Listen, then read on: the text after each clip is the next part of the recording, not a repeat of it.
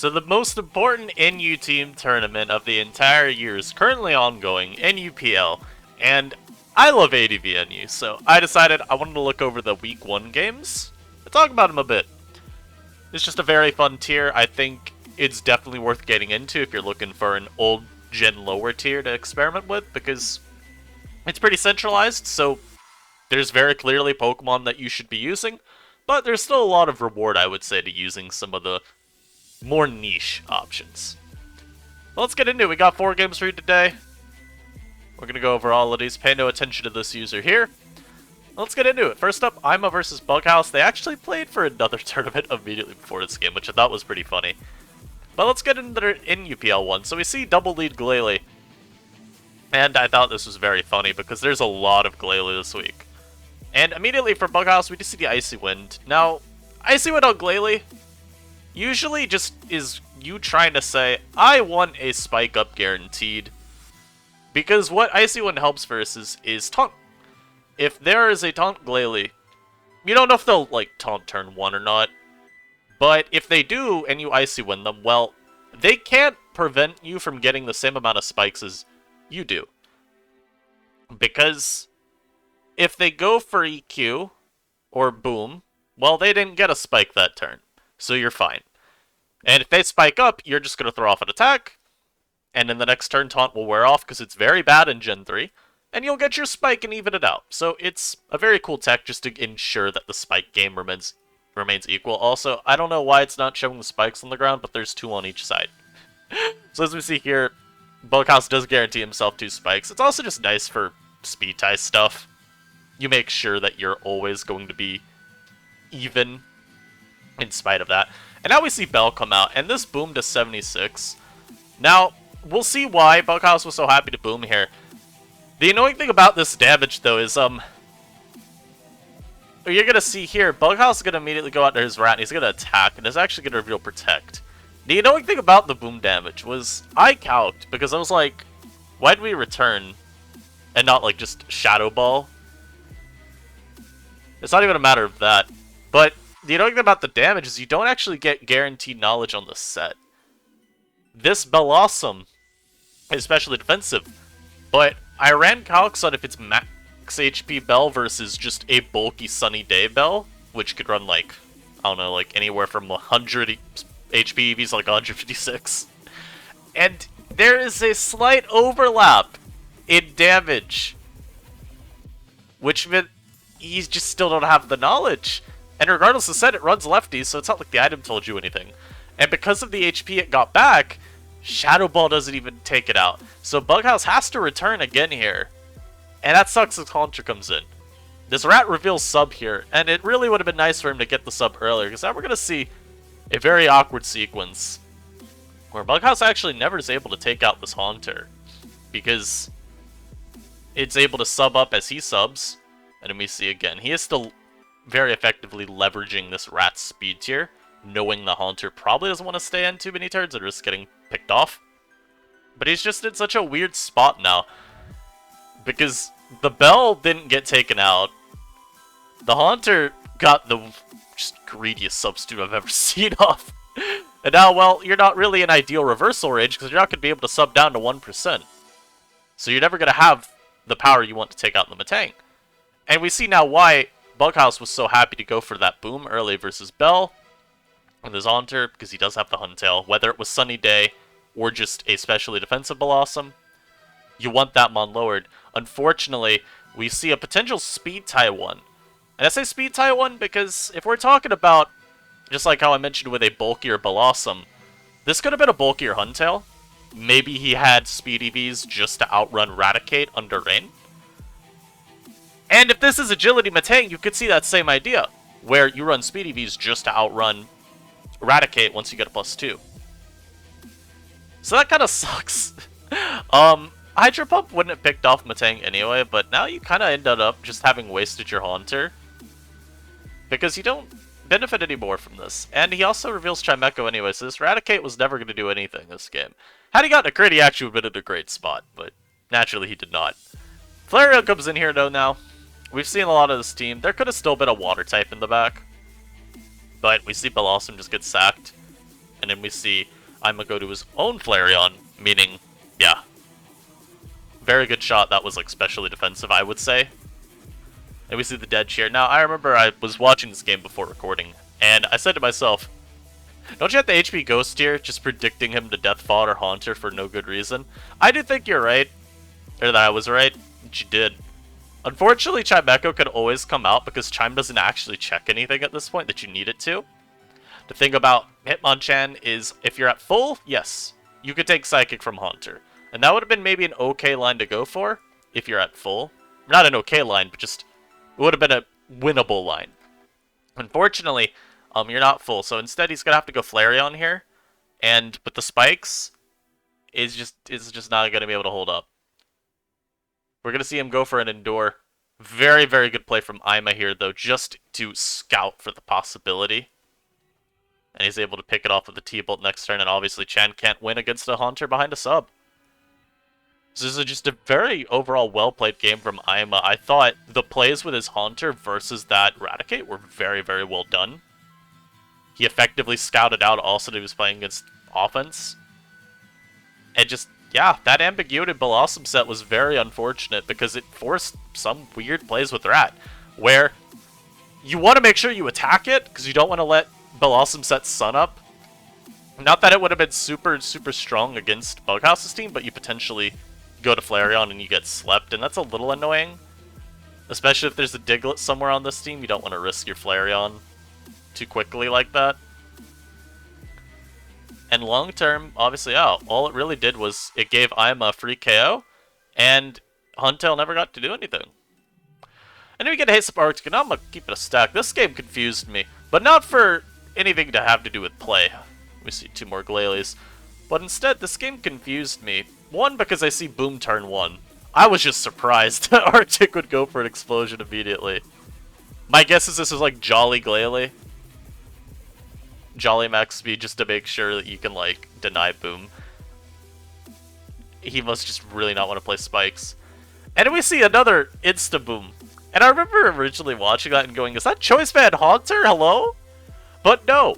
Actually, if you're running, if you're not running a physical bulk on Chime, even if it's like max HP, or near max I should say, you actually have a role to get popped by explosions. If this was straight up high speed, high special attack Chime, yeah, that Boom just always KO'd. But this is what I really mean by this game confusing me. Let's just keep going and replay. I don't know what this means.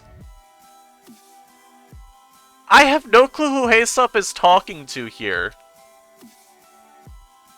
And so for the whole game, I thought maybe Haste-Up had something on his team incorrectly configured? Or like, maybe they played another game earlier, but this whole game, I kind of just like... You know, again, you see the two insta-booms early, and then you're like, what's he talking about? Anyhow, we see that he is like a rain team. The Relicanth comes in, and I'm pretty sure this Relicanth doesn't get to attack a single time this whole game. That paralysis from Kecleon puts in more than overtime. We're talking about overtime without pay here. As the Minun then pivots in, we see a nice double switch from Haste-Up to catch the Kecleon as it comes in. Just makes Rock Slide a lot more free. Unfortunately, there's another full para.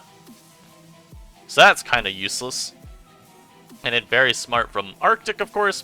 No need to sack Pupitar there when you can always assume they're going to EQ. And then the Minun's going to come back out. I mean, it's going to try to set the rain here. It's just not overall that useful at this point because, well, Lombre is a useless Pokemon. This Mon is not good. It is very weak. And in Paralyzed Relicanth is only going to be so useful. Especially when you can always sack the Pupitar here. Because it's just not that good in the offense. And we're going to see that happen right here. Actually, he's going to go Pelipper. My bad. My bad there. Pelipper's also not, like, overly useful this game at this point. But we're going to, again, see Relicanth get a full para. Arctic just going to go for a nice little Surf. There's really not been much to say about this game. It's just kind of the paralysis against Relicanth. Really limiting as much Haste-Up could do. Because this one, frankly, does put in some nice work. If it's allowed to attack. Unfortunately, we're going to again see a full para. This is the first time Relicanth has gotten to attack, other than when it EQ'd into a Pelipper switch. So can't really say this has been the most useful one. We see Toxicus there, it doesn't really matter that much. I mean, at this point in the game, you're looking at a Kecleon that is going to probably hardwall everything. Yes, the Relicanth can keep coming in. But you telling me you're worried about this Relicanth that has shown an inability to ever attack? Yeah, and it gets KO'd. So it doesn't matter, Huntail comes in. And with luck, yeah, you could still win this game, especially with that Toxic Miss. The problem is Kecleon is a POS, and you've got this sack here anyway. So you could always stall out a few extra rain turns as well, so you're not as worried about those boosted surfs long term.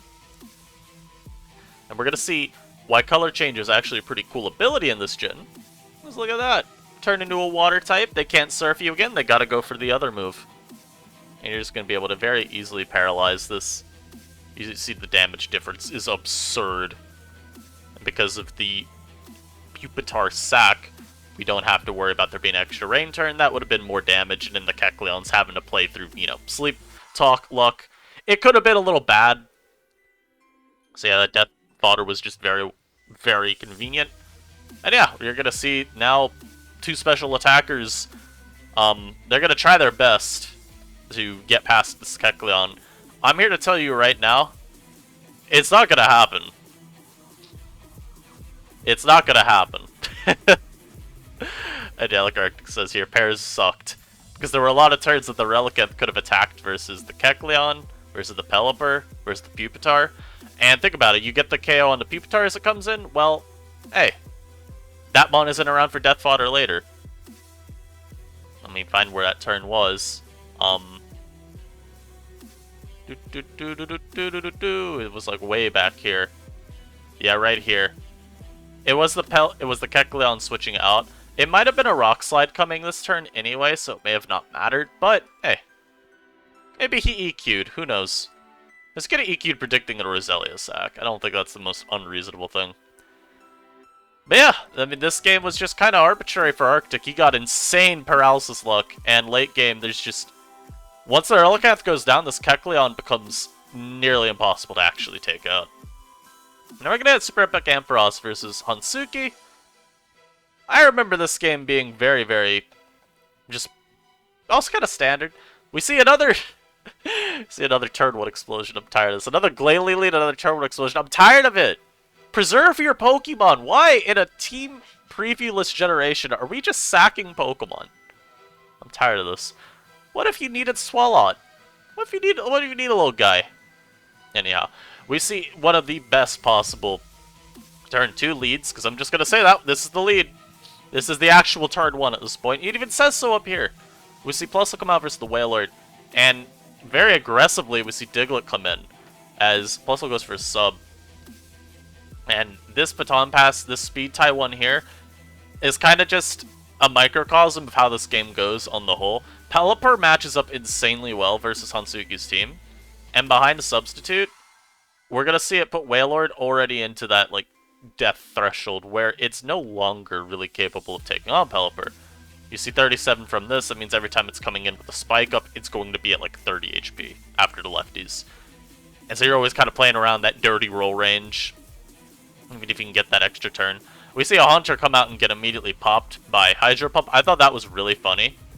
And we see this again, the just desire to switch in on the T-Bolt. It works this time. The unfortunate thing is either you lost a speed tie or we're just slower because the Plusle then Baton passes immediately into Pelipper. And I'm here to tell you, even if you were able to take out Plusle there, it doesn't matter because Pelipper's coming in immediately after. And we actually see Surf happen immediately too, which I thought was interesting. When Whale comes in, since it got that lefty's turn, it actually is still, you know, ambiguous whether you take it out the next turn or not. So we're going to see Mr. Ampharos preserve the Pelipper, just in case. And it ends up being really good, because you pivot onto self-destruct. When the Diglett comes out here, the Metang doesn't really care. You lose this, it doesn't matter, because Pelipper's just going to come right back in the next turn. It's kind of been the issue for Diglett, I would say, for a couple years now in ADV, where I think a lot of people look at him on with Arena Trap and they go, ooh, OP, I'm going to use this, yeah. The issue, though, of course, is think about how many of the top tier Pokemon are happy to see you EQ. You've got Chimecho, you've got Haunter, you've got Pelipper, you've even got a couple of just like generically bulky Pokemon that don't care about EQ. Like, we talked about Bulky or Bellossom earlier, which another one that likes seeing EQ lock. But you've got also Huntail if it runs some HP. Wailord, of course, is really bulky. You can just take that as a turn and then come in and wall break if you want. It's just, you never want to lock an EQ. We're going to see that also really get punished here with the agility. With Wailord down, it's unlikely there was anything on Hansuki's team to switch in anyway. Because now we're going to see Matang come in. And we're going to see a very interesting agility. I thought on this turn for a little bit why Hansuki could go for agility, and I came to like a couple conclusions. One, this Matang is like Rock Slide Meteor Mash EQ, so maybe you're agilitying up, hoping that it's a speed tie or that you're now faster, and that you could potentially go for a flinch. Or two, you assume as Hansuki that SEA knows they're not one-shotting you, and the threat of Boom is, of course, present, so maybe they switch to Death Fodder off Plusle, or whatever this last mystery Pokemon is. And so you agility up, and then you just hope that you can get turns correct and do something with Matang. Naturally, though, what happens instead is this Pelipper, because it wouldn't make sense for me to lead off with my comment about Pelipper versus the Diglett if this Pelipper did not sweep the rest of this team. We're going to see, again, an attempt to set up, just not really work out, because the agility means Pelipper gets off so many attacks, and you need so many boosts to actually even threaten something. I mean, we're going to see this barely live the Surf. Say you even got this crit here. Chime is not tanking a hit next turn from Plusle, so who cares? And then we get this last game. I played versus LPZ, and I liked the Scout of Flareon lead into a lot of his teams. If I'm remembering correctly, I remember I saw a good amount of Torkoal, and I was like, okay, what if I had a Flareon with Substitute? Naturally, it's not useful turn 1, because I see Hitmonchan, and from a lead, I've got no clue what the chance set is, so I don't want to risk this being, like, choice banned, staying in, and, like, EQing me. So I can switch to my Chimecho. Even though I was a little worried about HP Ghost, it doesn't matter. And early on, I do make just a couple principled plays, just going, attacking whatever's in front of me, letting my opponent show me how they want to play the game. I go Glalie here as they get Toxic. This is okay, though, in my view, as I can always just spike. And we're going to see a double switch, actually, here from LPZ. Because he wants to scout out for whether or not I've got Boom. Unfortunately for him, I do not reveal that, and I just go hard Matang. And we're going to see Pelipper. And at this point, you know, the gears are turning in my head. I'm thinking, alright, protect once with Matang. Just see what Pelipper wants to do. As I want to scout at this point, am I facing Stall? Or am I facing Balance that just happens to have, you know, Hitmonchan and Sableye? And we're going to end up seeing, after a couple turns, I stay in here because I calc the Surf damage versus me. And I'm like, alright, I could actually take one alright. This damage told me this is bulky. And so, at this point I'm thinking, okay, Stall. I go Chime because I know I take a Surf alright. Plus if he rests, it's like, okay, I can get the Heal Bell now. Glalie, I wanted it back just because I basically thought to myself, alright, this is a bulky Pelipper. I'm okay with leveraging my Glalie around it at this point. You know, could always come and try to get another Spike. I decide, alright, let's Psychic, because again, I don't care if he reveals a move. And we see Toxic reveal. That's very interesting, because I have a Bellossom in the back. I got a Flareon here. If this Mon gets some unlucky turns, I could subpass into that Bellossom. And it's looking pretty nice. Now, I don't know for sure yet how good that is, because I'm looking at this team, I'm still assuming a Flareon or a Torkoal of some kind in the back. But I still look at that as a line to where I can get some decent initiative. You know, even if they go into one of those fire types, I can always put them asleep and then work around them from there. So, we're going to see my Matang come in there, because I basically did myself, alright, he's waking up the next turn. I don't want to risk Chime getting poisoned there. And now we're going to get a little lesson real quick on how rest works in Gen 3. Nowadays, it is you rest, you're asleep 2 turns, you wake up on the 3rd. You switch out that, you know, your rest counter does not change. You are always aware of when you're waking up. Gen 3, and maybe more recent gens too, I don't remember. That's not how it works. it actually is now being treated as just normal sleep. So this Pelipper, in theory, could stay asleep the rest of the game, even if it was on the field for 100 turns. And we're going to see that play out here because he's not going to go for Sleep Talk. Although I think he probably should, on the first turn, go for Sleep Talk just to try to roll a Surf. But yeah, he does not know when he's going to wake up. And I do go for a couple Mash Fishes, you know, say to myself, I could maybe crit through this. I'm not worried if it wakes up. Naturally, we see here, okay, he didn't wake up. And here, you know, I'm still mashing. It's not really doing a lot for me. I could stay on my Tang for all these turns, but I've got a limited amount of power points in my Meteor Mash, so I do eventually just switch to Glalie. We already know I take hits fine from this. I can always cleanse the Toxic Blade if I need it. But I decide, you know what, let's get another Spike up. Get a little guy up. And I actually also am going to set up a light screen. I don't know if it's this turn. I do set up one eventually this game. Is it on this turn? Yeah. So I set up the light screen, I go hard Flareon. Because I don't think he Toxic here, I expect Seismic Toss. And I also think that I could force Pelipper in and get that little sub buff as it switches in. I will... Oh yeah, we Fire Blast first because we're based in Epic. And I know he's going to recover here, so I go for my sub. I will say, this is one of the greediest turns I've seen in a while. If I am HP Electric like I should have been, that was entirely a building gaff on my end. I was just not hitting Power Electric. Would have cooked the Pelipper right here. And, I mean, probably Hitmonchan comes out next. But we get our substitute, and we know this thing's full set. I can Baton Pass into Blossom, and we are safe. This Mon ain't doing jack to me. So I'm going to Sunny Day up now, as they go to their own Blossom. And to me, I was thinking, if Blossom's their response, they must not have a Fire type. Or, you know, I'm still thinking, it's like, okay, is the Sunny Day? Like, have I just been had, and it's, here's the defensive core, here's some offensive bonds? Because I hadn't really been forced to reveal anything, but that HP fire damage lets me know this is a specially defensive Blossom. And so it's like, now I have it hard confirmed this is some variant of Stall, so I put this to sleep. I could have probably just gone for another HP fire and been okay. But we don't want them Synthesis stalling out all of my Sun turns. It's just not very good for me. And I know I could always go Flareon versus this kind of Mon, and I'm not worried about a Chimecho coming in. I've got a Sun-boosted Fire Blast coming your way. Do 46 only to Pelipper.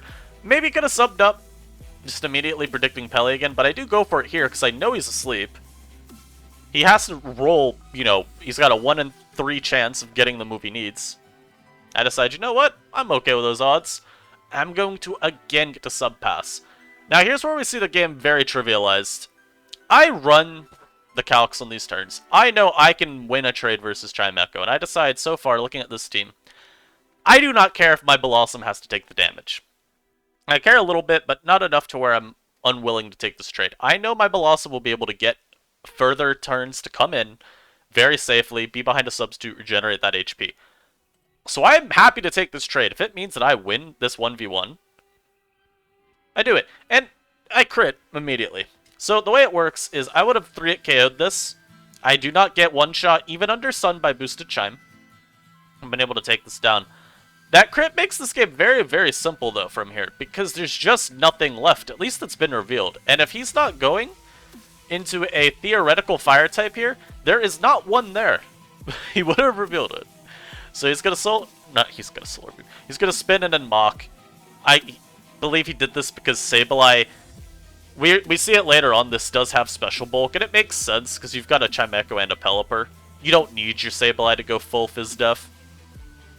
But he wants to make sure that this Mon stays out of the very, very quick 2-shot range from Blossom. If he's fully Fizz Def, he's taking like 78 minimum. But with some special bulk, you could take mid-60s, and at least then, if you're near full health or at full, you can recover stall and kind of manage to do something. So I go Chimecho. I'm pretty okay to just do this at this point. We just see that Shadow Ball is his last move. I just wanted a Heal Bell, just in case I needed to go Glalie here. I thought, you know what? Glalie looks pretty free at this point against most of the remaining bits of their team. Having it not take toxic damage, probably alright. And I go Matang, double into my Glalie, knowing Pelipper's going to come in, as I want my spikes back up. Or at least a spike back up. And at this point, he's pretty sure I don't have Boom. I will fully admit, when this Raticate came out, though, I had no clue what to expect. This was full stall, and then they revealed a Rat. So it's Rat semi-stall instead, and I panicked, and I pressed every button I should not have. I EQ'd. I made this game a lot weirder looking than it needed to be. And then I go Bell, only because I know I can take Dedge into Quick Attack. But when I say that this Mon put the fear of God into me, oh god, I thought I was going to lose.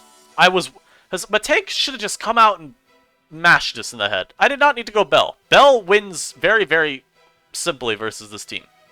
There's nothing that my opponent has, really, to deal with Blossom if I play it smart. I don't know. I was worried about this Mon being the reversal set. Even though once it reveals Double Edge, I should know this is not going to be reversal. Because why would you have Double Edge if you're going to have to go to 1% and then take yourself out with recoil? It makes no sense. So this was entirely on me panicking a little bit too much. Fortunately, it doesn't, I don't get punished because I have such an advantage. But it's still tough. Also here, I make like another play that I don't really agree with myself making in hindsight. I go for sub because I'm really set on Blossom being my win con. I should have just Fire Blasted again. He can't wake up. If he does wake up, it's not the greatest. Or not if he does wake up. If he goes for Rest Talk and gets Surf, it's not the greatest because I will lose my substitute to that. But I figure, you know what, let's go for it anyway. I get Blossom back in behind a sub. Like I did mention, the spawn behind substitute is going to be able to get all its health back anyway, which is why I was fine with the Chimecho trade. And once this happens, it's still game over. I just think there was a very clean way of handling my advantage. I did not need to risk my Blossom versus Rat. I did not need to go for the sub route here because I could just... Again, I could always Fire Blast. I could even just go for a Flareon clean at that point, where I just try to use Blossom to set Sun back for it and clean up through this team with Fire Blast. Because at this point, yeah, Pelipper was 2-shot, Sableye is not keeping up with Sun-boosted Flareon, and this Blossom is not ever doing anything to my Flareon. So again, we win the game, just not the cleanest way. I think there was a much better method to translate my advantage into a win. But a win's a win. I'm happy. I thought I played this game otherwise pretty alright. Just needed to not panic when I saw Raticate in the back. And just, stay calm, know that I've got a good lead because of that timely crit. And play from there. But I hope you all enjoyed this. I'm excited to play more ADV. I'll do videos about these games when when I'm happy to. Maybe if I lose a week, I might not feel as inclined, but we'll see. I still think there's something to talk about in losses. So unless it's just a game where I get rolled, I think we'll be good. But I hope you all enjoy the rest of your day. And I'll catch you next time. Peace.